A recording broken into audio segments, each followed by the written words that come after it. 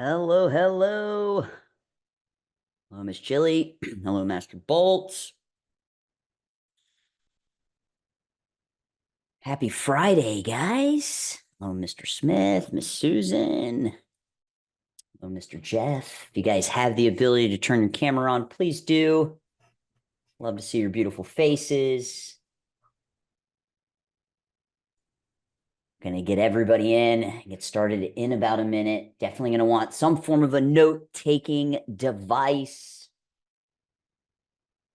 I think this is like the third year in a row that we've done the internet marketing guide for the following year. So excited to share with you what trends do we have to look forward to in the upcoming year. Miss Park says it's one of our team members' birthdays today. Happy birthday, Kelly. Whoop, whoop.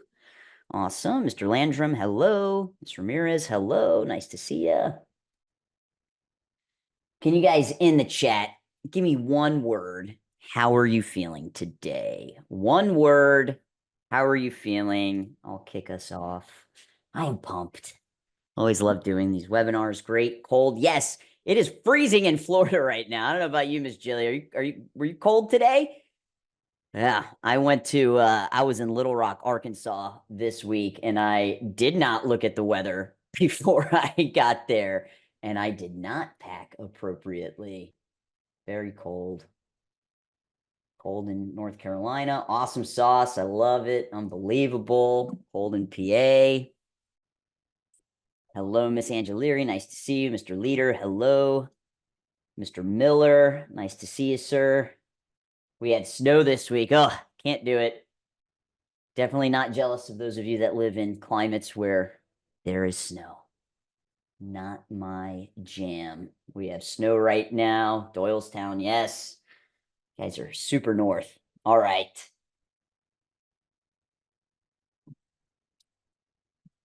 Okay, guys, we're gonna go ahead. I had a lot to cover today. Like I said earlier, this is the third year. Yeah, 64. That is cold. It's chilly. That is definitely hoodie weather for us. I know people in the north are like 64. That's tank top weather. Excited to see what's on the menu. Very cool. Okay. So third year in a row that we've ran this. Ooh, 8 degrees. Yes, I think you win. I think you win, Mr. Smith. Pumped up, just joined GrowPro. Well, welcome to the GrowPro family. And let's get this party started. Mr. Sweeney, nice to see you. Like the SBG swag, looking sharp. Let me get my keynote up. As always, guys, we will send this out before the end of today. So, if you want to take screenshots on your computer, feel free, but we will get this out to you so that you have access to it. I know sometimes the visuals is helpful when you are when you're doing your action steps here. Okay. So for those of you that don't know me, Chris Rodriguez, that is me at my very first Taekwondo tournament. I had been training for about 3 months. I will say I did take first place and I was the only girl. So I beat a bunch of boys, which was super fun. And yeah, I've been training in the martial arts since I was 8 years old. Founded Gracie Pack MMA, Mixed Martial Arts Academy here in Tampa, Florida, which I recently, I guess it's not so recently, sold at the beginning of this year. I'm a consultant for the awesome Maya Team Martial Arts Industry Association, coming up on my 6th year anniversary with them, which just kind of blows my mind. Time has been flying. And I'm the founder of GrowPro. We are the industry's partner in marketing, basically handle all digital marketing needs for specifically martial arts schools. Basically do everything except for websites. So now you know a little bit about me. Let's kind of get into the meat and potatoes today. My ultimate goal is to just really help you simplify your efforts going into 2025 and show you like what is the latest marketing strategies you should be focused on, just so that you could ultimately grow your school. I think we are all here to make a huge impact in our school, but we also want to make an impact to our bank account. And when we can grow our bank account, that means we can reinvest those profits to offer an even better product and service to our communities. So I'm going to break this down into 6 sections. We're going to first talk about the 3 different types of marketing that you should be considering having and building into your 2025 marketing calendar. And we got to talk about the number 1 focus, because if you're not focused on this, good marketing can actually hurt you, which we don't want that to happen. We'll talk about dominating with video content and what really types of videos we're seeing that are performing really well, becoming a micro influencer in your community. And we have to touch on AI and automation in your marketing. AI has been the big buzzword, even like last year, this year, it's going to continue to be at the forefront of our conversation. And what gets me really excited about this is that it'll ultimately make your jobs easier if you know how to leverage it properly. And then we got to talk budgeting for 2025. I think we'd all agree that kind of everything in life right now, whether you're going to the grocery store or gas, like costs are up. And I'm going to talk about a really big mistake that I see a lot of school owners make when it comes to budgeting for 2025. So if that sounds good, you guys are ready to pick up what I'm about to put down, type yes in the chat. If you've never been on one of my webinars, get ready to move those fingers. We like engagement. It basically gives me a feedback loop on what I'm putting out there. Very cool.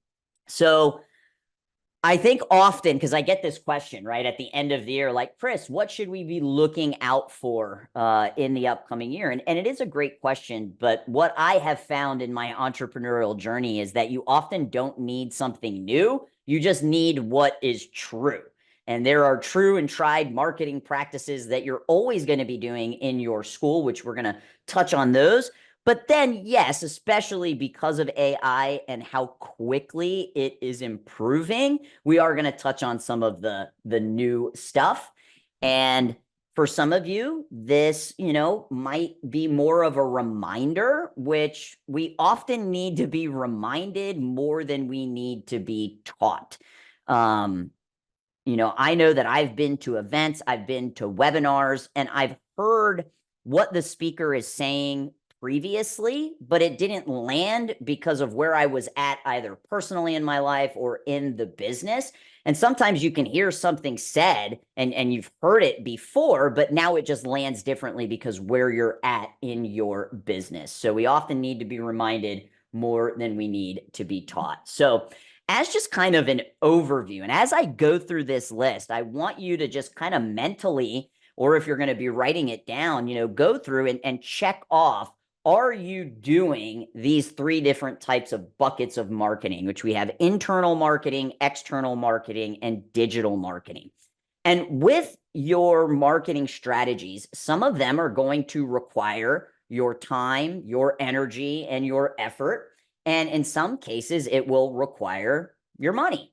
And if you don't have a lot of money to reinvest into your marketing, then guess what you're going to have to invest? You're going to have to invest your time and your energy and your effort. And I know, when I first started my school, there was a lot of sweat equity that was being put into the school. And then, as you start to grow and you have excess funds, you can start hitting some of these marketing strategies that, do cost. So I'd always say, if we're going fishing and I got 10 fishing poles and you got 1, I'm going to catch more fish. We never want to solely rely on one marketing strategy. This is probably one of the biggest mistakes I see school owners make in terms of their marketing strategies. They say, oh, well, I'm running Facebook ads and that's all I have to do. And it's just not a smart strategy. We don't want to have all of our eggs in one basket. So in terms of internal marketing strategies, and as you are building out your calendar for the new year, I'm always a fan of looking at that calendar and asking myself, like, how many different types of recruiting strategies are we leveraging in January and February and March? So for internal, referral programs, and I think that most schools say they have a referral program, but it's not visual in the school. and their customers don't really know about it. So you want to make sure as you are assessing going into 2025, maybe you've had referral programs, but you're not getting a ton of referrals. Question is, well, is it visual? Are you talking about it? And do people know about it? Because I absolutely do believe you can grow a pretty successful school through word of mouth, but eventually you're going to hit a certain plateau with that. Okay. Other internal marketing strategies you should be considering having buddy days or buddy weeks. This really doesn't cost anything other than your time and energy of getting the word out.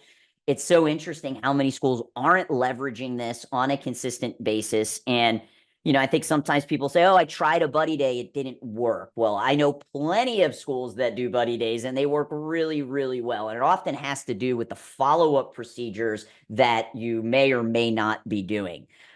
Birthday parties, another, huge internal marketing strategy. I'll be honest, and let me know in the chat, like, yes or no, do you love offering birthday parties in your school? Let me know. Yes or no in the chat. Do you love, like, if you were the one that had to host the birthday party in your school? All right, we got a no, never done it. Yes, no, yes, kinda, never done it. No, Klingenmeyer just convinced me otherwise. Not my favorite, but I do it. Yes, no, okay. So again, it just kind of goes back to that. Like, if you don't have the excess funds for things like Google ads and TikTok ads and Facebook ads, you do have the ability to host birthday parties, right? Parent night out events. That's another really great way for us to generate referrals by allowing our students to bring their friends.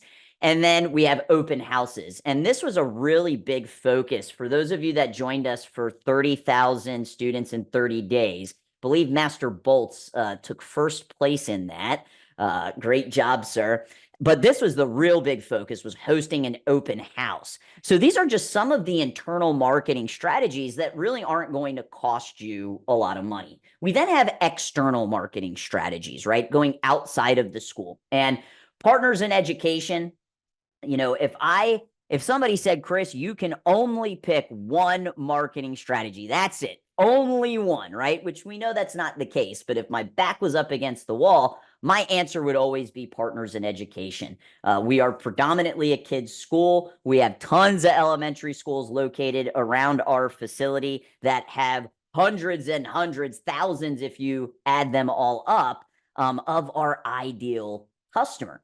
But the issue, and I'm going to put that in quotes, that a lot of school owners have with partners in education is that it takes time and it takes energy, right? I mean, some people would just rather, hey, I'd rather just launch this Facebook ad or put some money on Google ads. But partners in education, I think, is one of the absolute strongest external marketing strategies that you can implement. Mr. Ariga says school talks are the best, 100%. We just had 2 teachers at separate schools ask us to work with them after Christmas break. Yeah, I mean, this is huge, right? If you can develop that partner in education, this is like the gift that just keeps on giving. And it's a win-win for the schools as well as yourself. Community events. So, whether that's Stranger Danger, whether that's Rise Above Bullies, whether that's Focus for Better Grades. One of the big mistakes that I see schools make with community events is they don't theme them. And they focus so much on the martial arts aspect of what they're going to be teaching at the community event. And that's really not what the parents are interested in. So themed community events.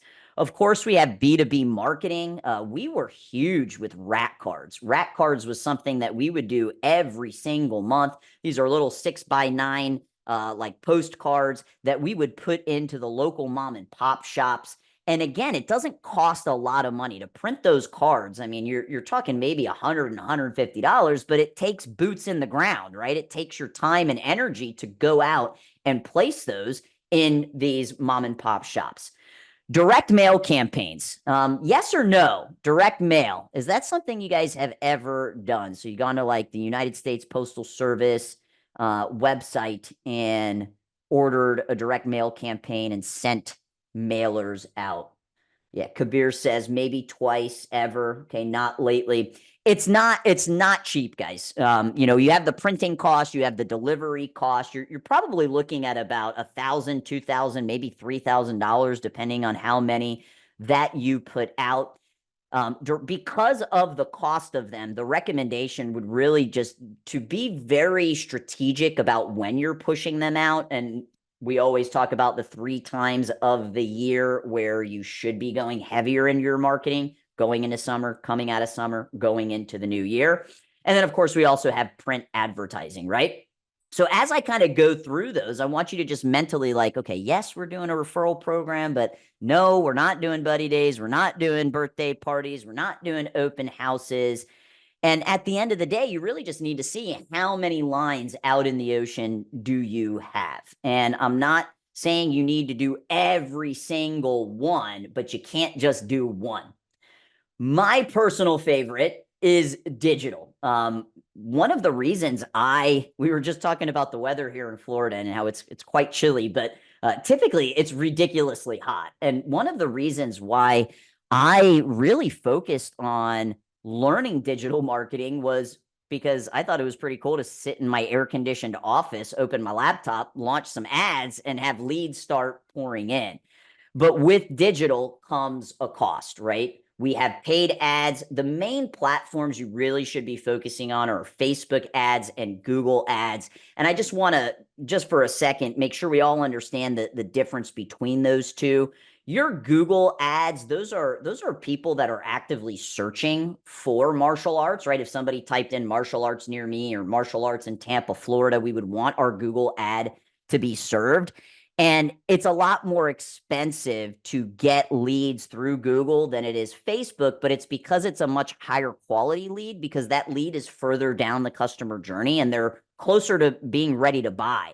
We call that intent-based marketing, like somebody has an intent. Your Facebook ads are your interest-based marketing, right? We're taking all the data that Facebook has and we're showing ads to people that we think might be interested. The other aspect of Facebook is your retargeting ads. And if you are running Facebook ads, highly recommend that you have a budget for retargeting ads. This is something that we do for our Grow Pro clients.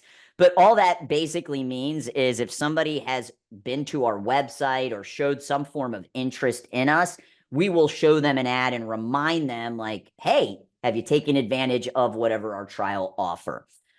Is Facebook still relevant? Let's ask people online right now. So those of you that are on and you are running Facebook ads, are you getting new students from them? Like yes or no? I mean, Shelly says yes. So let's see. I mean, I know what my answer is. Mr. Sweeney, yes. Jeff, yes. Okay. Ms. McClung, no. Landrum, yes.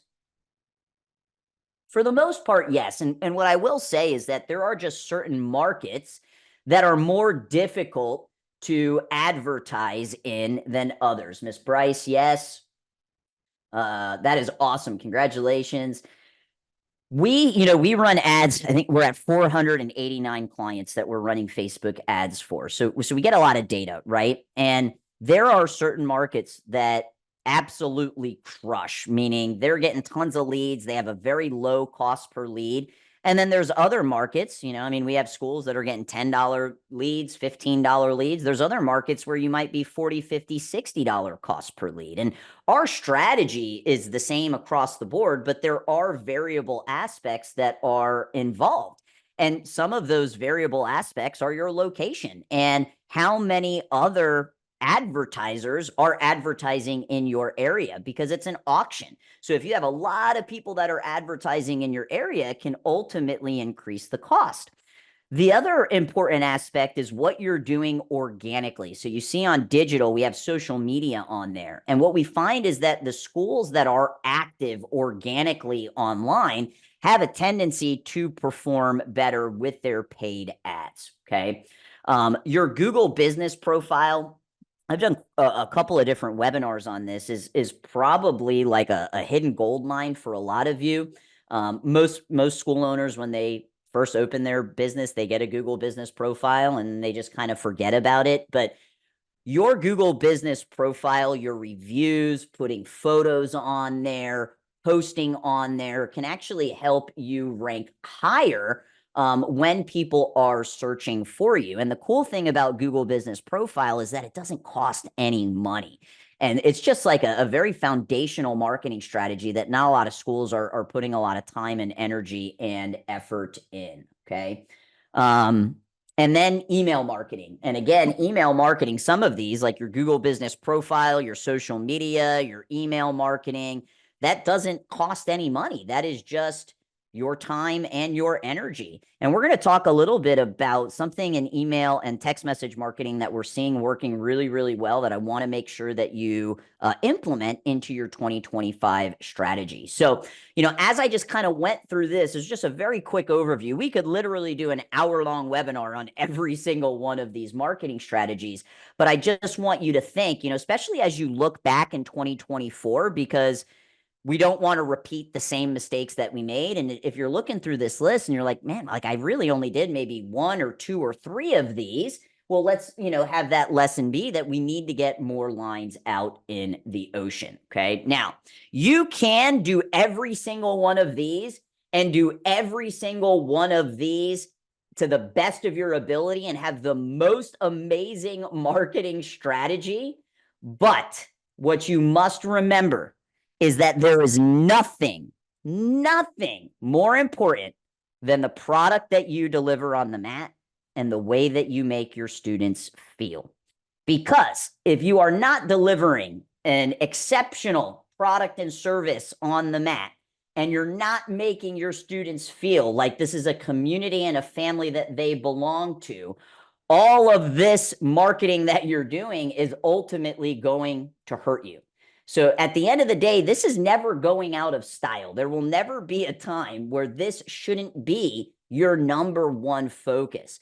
And unfortunately, what happens, and this happened with me as well, as you start to scale and as you start to maybe hire more people to help, we often don't go back and to the drawing board and really look at how can we make this one area even 1% better.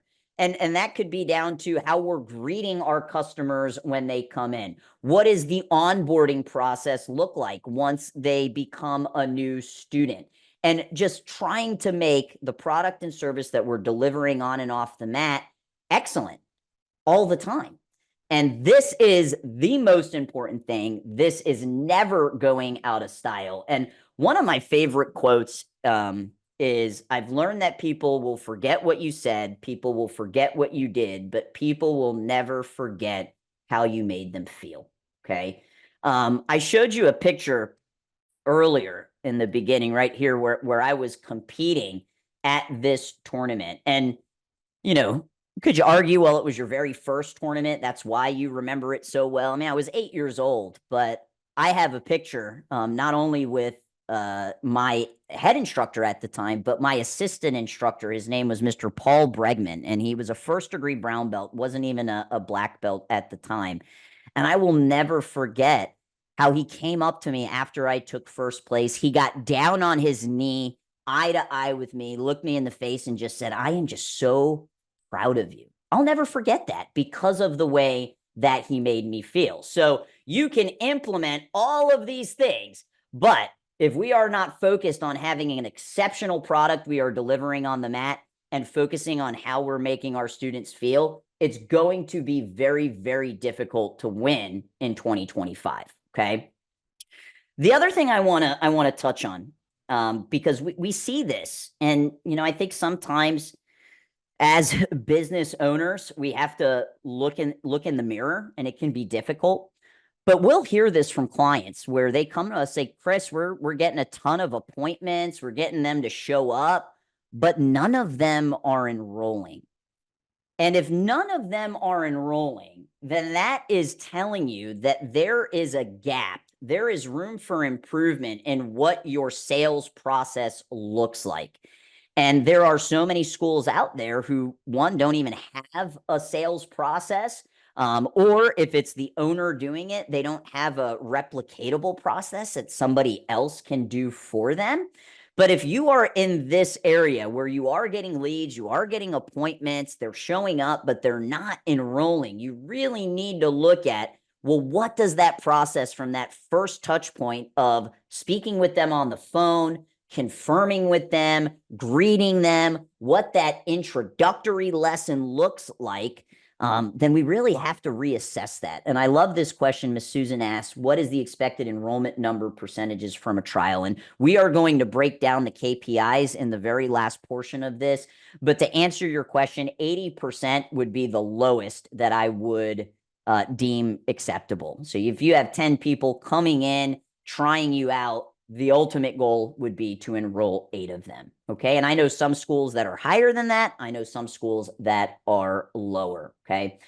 Is that seasonal? That's it's kind of like the average that we're looking at over the year. I think depending on what the theme is that you're bringing. So like, let's use like, did anybody do like trunk or treats or any type of big Halloween party and stuff like that? I know we've done trunk or treats every year. Oftentimes your community is attracted to coming to that because it's a fun kid event, right? So did you get maybe tons of kids that came to you because of the Halloween event or because of pictures for Santa? That would definitely skew your numbers. But I'm talking about people that are, actually interested in joining martial arts. They, went to your website, filled out a form, saw you online, saw your ad, filled that out, and then came. Okay. What's your opinion on students observing a class before they try it? I think for us, we always offer a free one-on-one introductory lesson. Believe the one-on-one is a little less intimidating, but I want them to do the actual thing when they come in. So that's how we've always operated. But if we have had school owners, and I want you guys to really think about this. We've had school owners who didn't really want to have like a trial offer. And a trial is even just coming in for a one-on-one introductory lesson or a group class, and kind of hard to sell something to somebody if they haven't tried it first. So I'm always of the mindset of getting them to try it. Okay. All right, let's keep going. So we're going to kind of be focusing on these 3 initial stages of the customer journey. Every business, every industry, customers go through a journey. This is something I'm really passionate about. Believe it or not, your employees go through a very similar journey as well when you are hiring. But we're really going to be focusing on the awareness, consideration, and purchase stage. So we got to get people aware of the school. We then got to get them to consider us versus other extracurricular activities or even our competitors or even just not doing anything at all. And then we ultimately want to get them to enroll. The next 3 stages are onboarding, retention, and advocacy. And we're not going to be focusing on that. We're going to be focusing on these first 3 where your marketing plays a really, really big role. Summer trial was huge for us. Back to school, not so much. Soccer, football kills me. Spent year to date, 96,000. Didn't get my ROI back. All right. Yes, sir. We're going to help you with that. Okay. So number 1. This has been huge, and it only blew up more because of 2020, okay? Because we really were limited in how we could market our businesses. 2020 was a year that Facebook saw a kind of hockey stick level of growth in terms of businesses creating Facebook business pages, businesses actually running ads, because there was really, nowhere else to go in terms of your marketing. And because of this, we've continued to see this dominance of video. And I would probably argue that most of you have at least watched some form of a video today when you went on social media or you went on YouTube. And one of the big mistakes that school owners are making are not leaning into this, especially if you are in a market with a lot of competitors. It's also really interesting because I want you to think of what we do. Like, would we all agree that watching martial arts is pretty cool? Like, I mean, I think that's a pretty cool thing that we can showcase. Could you imagine if we were like accountants, then we were trying to sell like accounting? Like, what are we going to show people? How we make spreadsheets? Like, or if we were a lawyer, like we have such a cool art that we get to showcase. And one of the big aspects of getting more eyeballs onto your school is to give them something to look at. And there's nothing better than video. And I think that there is a lot of fear that school owners have with being on camera. And it would just be like a student that, came to you and didn't feel comfortable, with their round kick or with their side kick or with their form. Like, what are you going to tell them? You're going to tell them to get the reps in. And that's how you guys are going to get better as well. And if you, as the school owner, this is not something that you want to lean into, you need to have somebody in your school that feels comfortable on camera, whether that's the instructor or the program director or the general manager. But the schools that we work with at GrowPro that actually film these videos, and we provide the scripts for them to do it. And, it's can be done with your camera phone. It doesn't have to be some fancy $2,000 camera. But the ones that do that not only generate more leads, but they generate a higher quality lead, and it helps you to stand out in the timeline. Because if schools are running ads, most of them are just providing pictures or graphics because they're not taking this extra step to film video ads. And if you had a parent that sat there and watched, and I'm talking 30 to 60 seconds, guys, like it doesn't need to be super long, that sat there and actually watched the video through, that is going to be a higher quality lead than somebody that just saw a picture. Okay. We're going to talk a little bit about reels when we get to the next section, but I'd love to know, yes or no, are you leveraging videos in your online marketing, even if that's just organically on your Facebook business page? Let me know.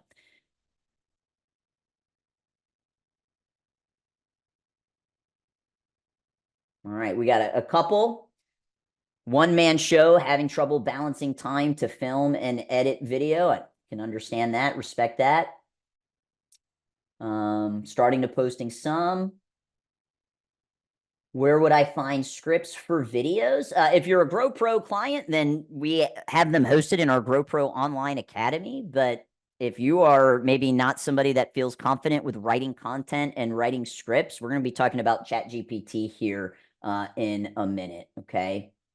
All right, so I'm seeing a lot of no's and I'm seeing a couple of yeses. For those of you that are saying yes, please, this is going to continue in 2025 to help set you apart, okay? The next stage, which is the consideration stage, so kind of like once people get to know us and they're now considering, are they going to be joining? There are 3 types of videos that you absolutely should have as a part of your marketing strategy. The first one is just a tour video of your school. And what we like to do is once somebody books an appointment with us, we automate this. So it automatically sends them a video of the tour of our school. And what we say in that video is just what the expectations they can have when they first come to our school. And when you say you're going to do something and then they show up and you actually did it, what does that build? It ultimately builds trust, and you need trust to get the sale. The other thing I want to remind you is if somebody is searching for martial arts, they probably just didn't click on your website. They probably clicked on somebody else's website. And if they clicked on your ad, guess what Facebook's going to show them? They're going to start showing them your competitors' ads as well. So being able to improve the consideration stage in the customer journey, a great way to do that is just by sending a tour video. And this is something you could very easily do with your cell phone. I'm going to stop the share real quick because it looks like somebody's drawing on the screen. Okay. Testimonial videos. This is social proof, guys. And this type of social proof should also be built into your confirmation sequence to help those people that are booking appointments show up. I mean, I think all of us would be able to say that, hey, we've made, a great impact in at least one of our students' lives. You need to be highlighting that as much as possible. So I love implementing testimonial videos. If you don't have a video, you can even just take a screenshot of a Google review and put that in the email and text message sequence that once they book an appointment, they start to receive, okay? I recently received an email for someone offering to film a Google tour video. Are those worthwhile? It would really just depend on what the cost is, but we just tell our clients, just use your phone. The kind of authenticness of kind of selfie style, standing outside of your school, showcasing the parking lot, walking through, this is where the front desk is, this is who's going to greet you, these are the expectations. That's going to work just as good, if not better, because people really appreciate that, just being authentic. And then finally, once they book an appointment, and this one you can't automate, eventually when AI gets a little bit better, there's platforms called HeyGen. I did a webinar on this earlier this year and basically created an AI avatar of myself and put the video out. And people, some people could tell, but there were others that had no idea that that was my AI avatar that was speaking. But just a quick video on the phone prior to the appointment. Hey, this is Professor Chris. I'm so excited to see you and Johnny at 5 o'clock tonight for the one-on-one introductory lesson. So if you are struggling with getting appointments to show up, the recommendation would be lean in on filming that tour, putting the testimonials into your automations, and then also sending a quick video message to the person coming in. Would you do a tour video of the school off hours while it's quiet? We have clients that do both. I don't care when you do it, as long as you do it. I think there's positives and negatives to both. Like the positive of doing it when it's off hours is, the noise levels won't be as high. But we have one client, Randy Chung, who did this when the place was popping and you could feel the energy of the school in the video as well. So either or, just as long as it gets done. Okay. And then finally, once they do become a student, and again, we're just kind of focusing on all the different ways that you can dominate with video, is sending a welcome video. And this is something you can automate, if you have a CRM, and I'm assuming when they sign up, they get some form of a tag. That tag can fire off a welcome email with the video inside, welcoming them to your school. Okay. And that's something that you could just film one time. You don't need to personalize it unless you wanted to, and then you need to do it every single time. But again, we want to be leveraging automations as much as possible. Okay. What is your preferred way to send those appointment confirmation videos? Text the video from your phone. Yeah, Mr. Sweeney, you can even send it through High Level. I don't know if you knew you could do that, sir, but you can send it through there. And I'm not saying that we would remove text confirmation. So 100% still do the text confirmation. But again, if you're struggling for appointments showing up, this is kind of like the next little step that you could do. All right. So going into 2025, video isn't going anywhere. We need to be leaning into it. Okay. We're also continuing to see kind of, the growth of influencer marketing. And I am not suggesting you go out and hire an influencer in your community. However, there are a lot of community accounts, especially on Instagram. We have a couple in Tampa that have literally hundreds and hundreds of thousands of followers. And you could potentially go that route. But what I ultimately want is I want you to be the micro influencer. And when you think of the root word of authority, the root word of authority is an author. And when we think of like who are experts in their field, it's usually authors and speakers. And here's the cool thing. Every single one of you can become a speaker if you get in front of this bad boy right here. And one of the consistent things that we see are clients that lean into putting out consistent content to their communities have a tendency for their ads to perform better as well. And it's really how you stand out online. It's your USP. And I really want you to look at this as you just being the go-to expert, right? I've spent a lot of time, if you follow me online, I'm posting consistently, whether it's on my personal profile, whether it's in Facebook groups, and people look to me as an expert in digital marketing, and it's because I'm putting myself out there. And this is why I've always been a big fan of becoming friends online with parents and with with the families inside of our school. And I know some people maybe feel, a little maybe different about that in terms of, yeah, I kind of want to have my private life, things like that. For me, I'm an open book. I'm not putting anything out on my, Facebook that, I would be worried about people seeing. But putting this on your personal and your business. So great question, Miss McClung.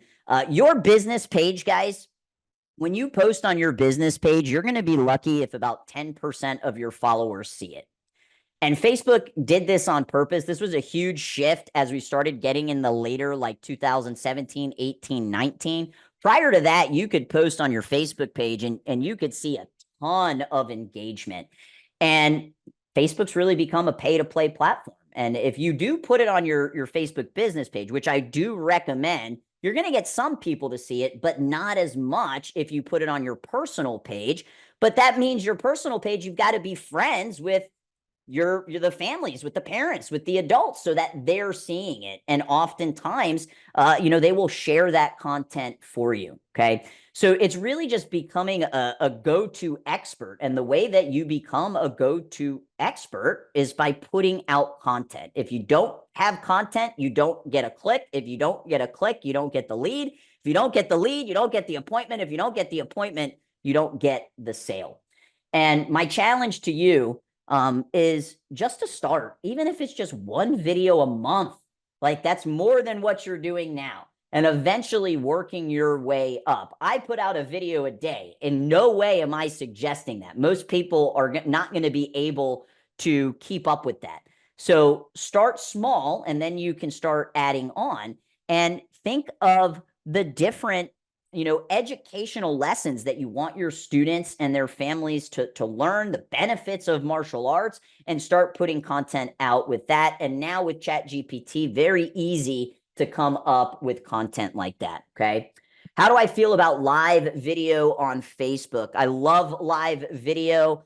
We typically would do live videos during, like major events, like a holiday event or a trunk or treat.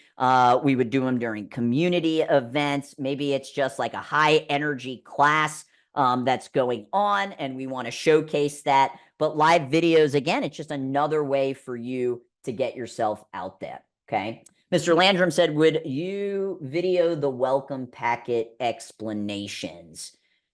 You could, yeah. So when somebody first signs up, I'm assuming you are talking about this welcome video here. If you wanted to highlight some of the items in that, welcome packet, you can definitely pull that in there. Okay, guys, this isn't going anywhere. Reels aren't going anywhere. Reels continue. We continue to see reels being pushed. If you open your Facebook feed right now and you start scrolling down, after about 2 scrolls, you're going to see a list of videos that are going horizontally from pages that you don't even follow, and they're reels. And based off of your historical data, it's going to showcase the content that you like. So if you look at mine, when I scroll down, there's a lot of videos about lifting in the gym, and there's also a lot of videos about food. I love watching food videos, watching people make food, and they're continuing to push this on the onto the timeline. Okay. Next up, let's talk a little bit about AI and automation for engagement. You have to have speed to lead. I told you earlier, if somebody's opting into your website or somebody saw your ad, they're going to start seeing your competitors' ads as well. So we want to make sure that we are reaching out, and there's been plenty of studies about this, that you've got 5 minutes before that lead goes cold. You have to have speed to lead. And if you are unable to pick up the phone and call, there are services out there like our concierge agent service, where we will actually call the lead and book the appointment for you during normal working business hours, 9 a.m. to 5 p.m. But at a minimum, you should be making sure that they are getting automated text messages and emails once they opt in. But unfortunately, most schools stop there. They stop with the automated text and they stop with the automated email, and they don't pick up the phone. Okay. The other thing that we're going to be seeing moving into 2025 is the more use of chatbots. We actually launched a chatbot last year. And what it does is it communicates with the leads with the ultimate goal to book an appointment. You're going to continue to see AI getting better and better with this. Now, I will tell you, it's not perfect, but I've also had program directors that were not perfect when they were booking appointments. They didn't follow the script exactly. In fact, I had someone reach out to me that's part of a very, very large franchise, and they were listening to calls of their program directors booking appointments. And his words were, it was horrifically off script. And he was asking about our concierge service. He wanted to know, like, maybe this would be a better fit for the franchise. So we're going to see chatbots continue to get better and better. And they now can absolutely book appointments for you, but I still don't believe that replaces you picking up the phone and building rapport and getting to know them. And you should absolutely have the ability to book online. The other thing you're really going to start seeing in 2025, we're seeing it now, but you're seeing it now for, I listen to a voice AI. So basically like the prospect calls, you pick up, and it's AI that is talking to the prospect. And I've seen it work more of like a qualification where, asking like, are you in close enough proximity to come? In martial arts, it would be, how old is your child? But it's not there to have a meaningful rapport building conversation yet. I think we'll get there potentially towards the end of 2025. But the other thing I will say, there are some people that don't want to talk to robots. I don't know about you, but when I'm calling Bank of America and I've got to talk to the robot, all I say is speak to a representative. I just want to talk to a representative. So there are going to be some people that actually get, kind of like pushed away from voice AI, but you are going to start seeing this more and more and more. The best voice AI example I heard was for a pizza shop. It was a pizza, like somebody trying to order a pizza. And when you think of like ordering a pizza versus, okay, I'm determining where I want my child to learn confidence, discipline, and respect, and, learn how to defend themselves, those are kind of two very different types of conversations. Okay. Do you feel AI is good enough for long-term follow-up currently? I've heard it fizzles after a while, but not technically up to snuff currently.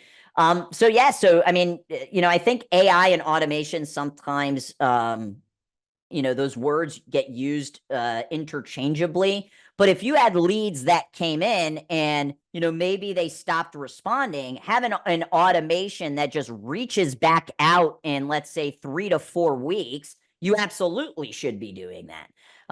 So I look at that more as an automation. So the last, touch point, you can set it up so that, hey, reach out to this lead again if we haven't heard back from them in 30 days or 2 months or whatever the length of time is that you want to put on there. Okay. The other thing that we are seeing working really well, and I would, challenge you to consider working this into your text message marketing going into 2025, is keyword automation for what we call DBR, which is database reactivation. So you all have leads, hopefully, that you have been, building a list. You have a list of leads. When I sold Gracie Pack, we had like 15,000 leads in our CRM. And we all have leads that at some point showcased interest, but eventually dropped off. And a database reactivation campaign basically just tries to reactivate their interest. And one of the things that we noticed working well is sending them a text. And let's say you have a holiday offer and blasting that out to a portion of your list and telling them to reply with a specific word. For instance, it could be Black Friday, it could be holiday, right? It could be New Year. And then that word can trigger other automations to happen, or that can just trigger your team that says, hey, they responded back with the keyword holiday. We need to continue to follow up. So this has been working really, really well for text message reactivation. Highly recommend considering that moving forward. And you could do this once a month based off of whatever your offer is that month. And a really smart thing to do is to use the holidays to disguise the repetition of your marketing, right? It's why there's a Black Friday offer. It's why there's a holiday offer. It's why there's a New Year's offer. It's why there's a Valentine's Day offer, okay? The other thing that needs to be on your radar, right? We talk a lot about ranking on Google, but we are going to have to start keeping in mind where our rankings are on Bing, which maybe not a lot of you use, but some people do use, because ChatGPT pulls information not just from Google, but also from Bing everywhere.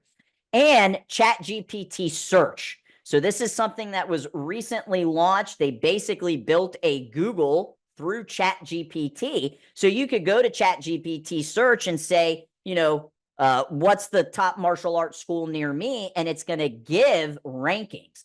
So we've really been so focused on ranking on Google that coming into the new year and the next couple of years with ChatGPT becoming more and more popular, we're going to have to start thinking about where are we ranking on these other search engines, right? Google's kind of had a monopoly over, the last 20 years. And now we're starting, especially with ChatGPT search, to see other areas that we're going to need to rank on. If you are not using ChatGPT as your assistant, I'm telling you now, you're not moving as fast as those of us who do. It's completely free. They do have a $20 a month package that you can sign up for that is a little bit faster and it's a little bit smarter, but I'm always hesitant in adding money to people or expenses to the bottom line for people.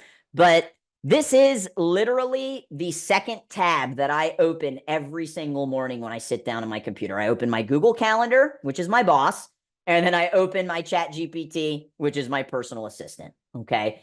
And for those of you that are struggling with especially content creation and coming up with emails and video scripts, you should be leaning into this, okay? My drive-in, I was dictating to ChatGPT, so when I got here, I had things started for me to work on. I love it. Very good.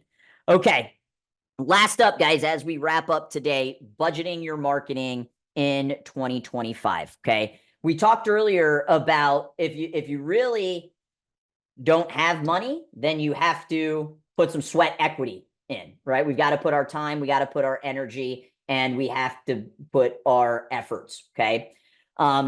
We'd all agree that everything is more expensive today than it was a year ago, 3 years ago, 5 years ago. And this is the biggest mistake school owners are making that have been advertising online. The $500 that you were spending in 2019, 2020, 2021, it ain't the same in 2024, and it ain't going to be the same in 2025. And the schools that continue to not increase their budget, you're just not going to see the same results. We had a client that was pretty upset with us. We had ran a specific marketing campaign for him 2 years ago. And the marketing campaign did really well. And we ran the same marketing campaign 2 years later. It was, I think, back in August or September. And he got results, but they weren't as good as he got 2 years ago. But he used the same budget. And the same budget 2 years ago, go to the grocery store, guys, go to the gas station. It doesn't move the needle as much. And the school owners that are, if they are going to play the online marketing game, the ones that have the ability to spend $25, $30, $35 a day or more are going to see much better results than $500 a month, because $500 a month is $16 a day.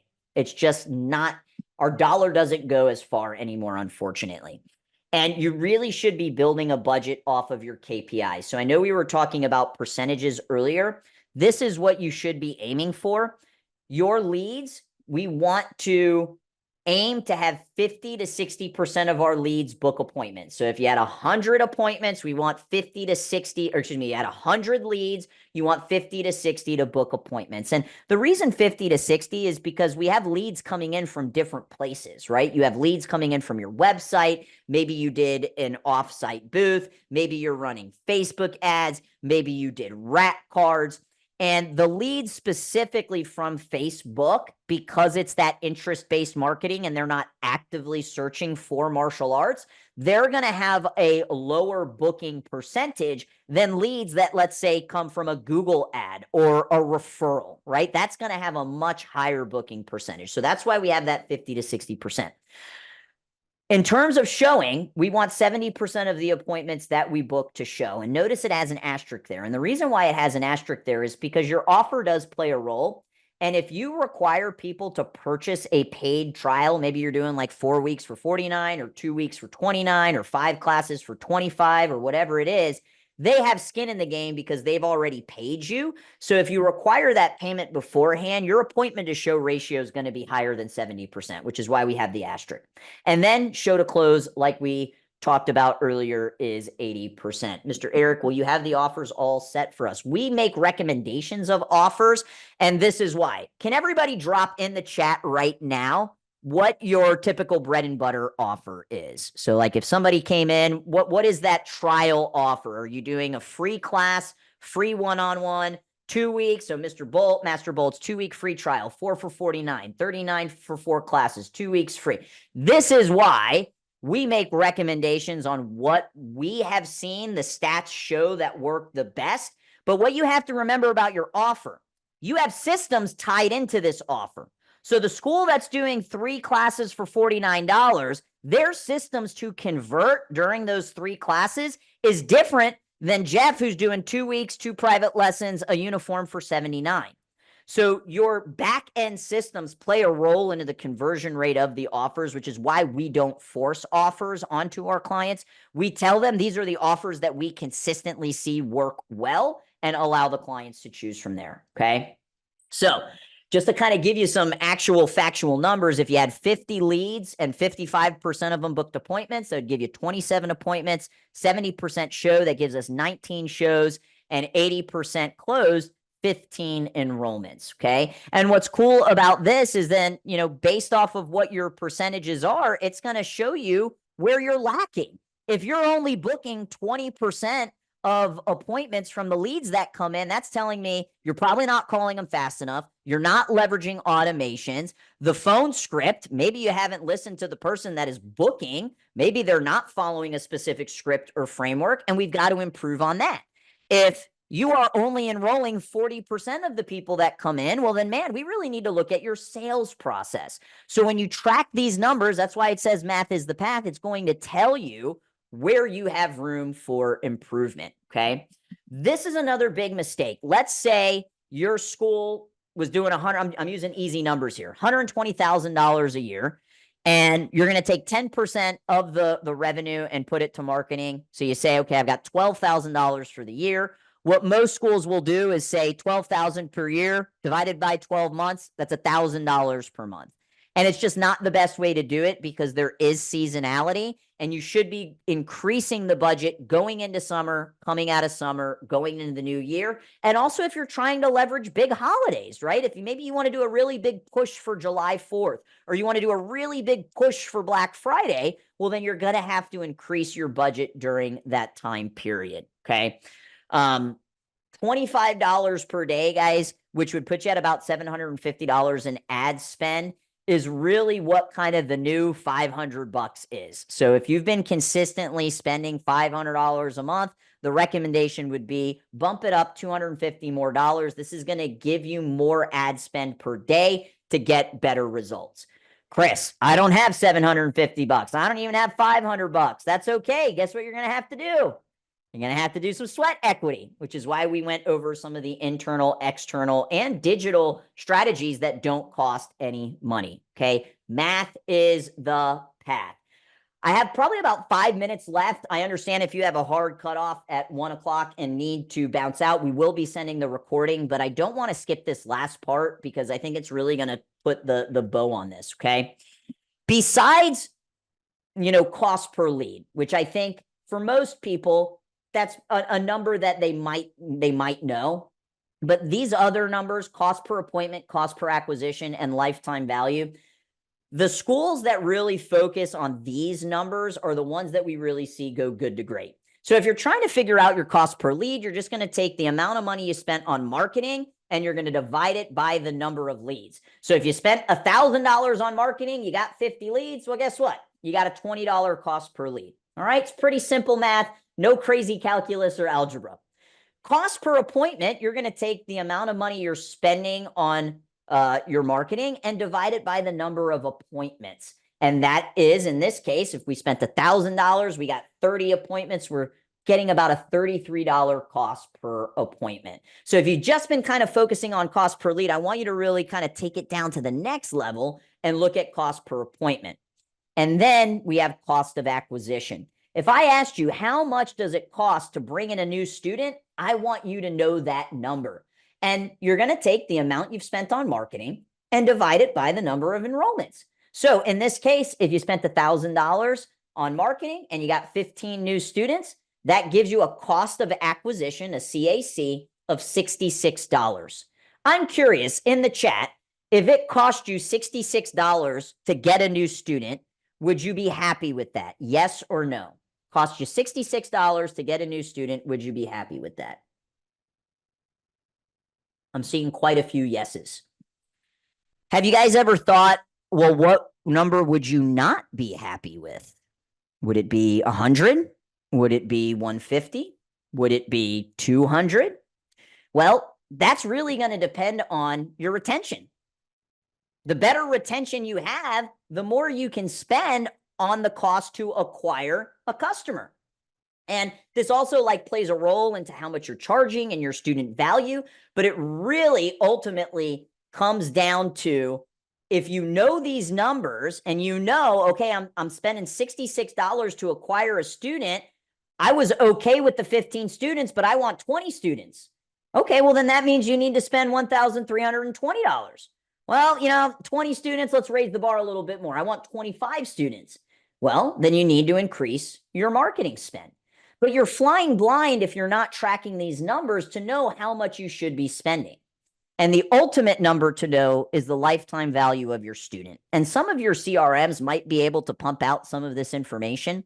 But if you simply take the student value, so how much each student is worth, and you divide it by your attrition percentage in decimal format. And I know I'm getting a little nerdy here, but this will give you your lifetime value. So let's say your student value, each student is worth 175. How do you get your student value? You take your total gross revenue, divide it by your active count. That's going to give you how much each student is worth.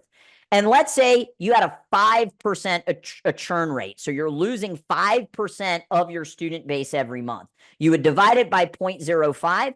This tells me that the lifetime value of a student is $3,500. Well, I'd be willing to pay $66 for a cost of acquisition. I'd be willing to pay $100. I'd be willing to pay $150.